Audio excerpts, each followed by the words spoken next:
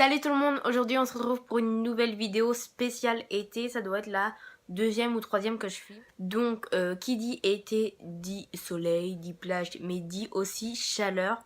Donc dans cette vidéo je vais vous parler des conseils pour mieux vivre la chaleur. J'habite en Martinique, dans une île, voilà, il fait assez chaud, genre 30-35 degrés, mais je vois qu'en France c'est encore pire, il y a la canicule à 40 degrés.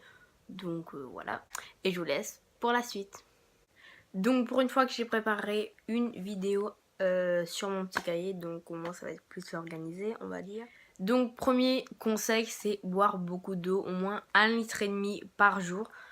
On vous le répète, on vous le rabâche, mais il fait chaud, faut boire beaucoup d'eau. Évitez les sodas et l'alcool qui désaltèrent.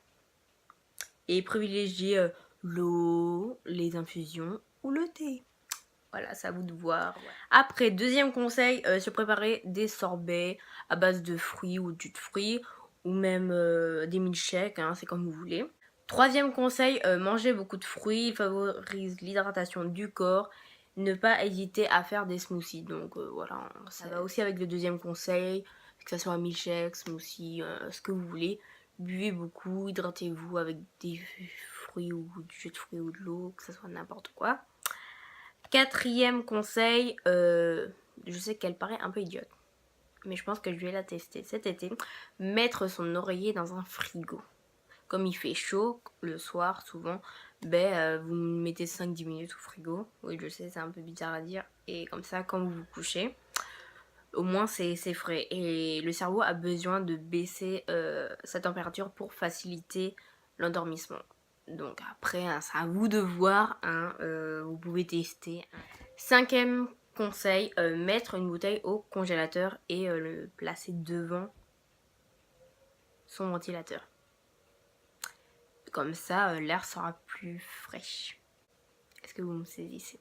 Bon, perso, moi, j'ai jamais fait ça. Hein. Y a des ventilateurs qui existent où on met des glaçons dedans.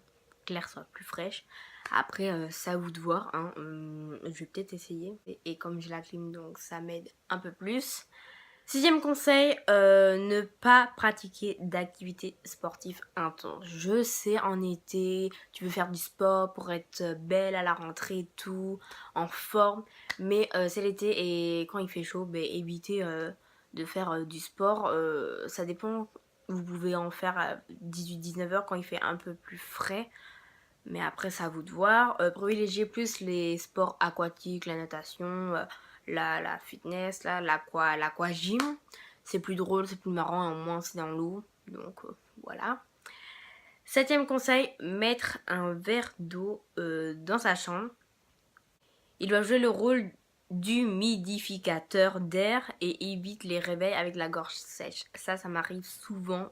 Mais j'ai souvent la gorge sèche et à chaque fois j'ai soif. Et si ça vous arrive à vous, je vous dis de mettre un verre d'eau n'importe où, hein, à l'endroit, un verre d'eau, et comme ça vous aurez plus la gorge sèche. Le dernier conseil, c'est d'acheter des brumisateurs. Il y a plein de marques qui font ça.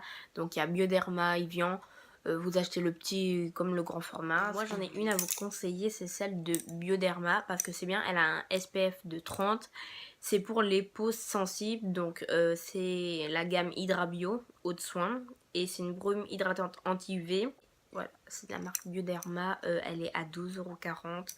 C'est vrai, c'est un peu cher quand même pour une brume. L'odeur par contre moyen. Donc cette vidéo est terminée, j'espère qu'elle vous a plu. Hein. C'est des petits conseils comme ça pour mieux vivre dans la chaleur. N'hésitez pas à liker ou à commenter ou même à partager la vidéo. Et on se retrouve à la semaine prochaine.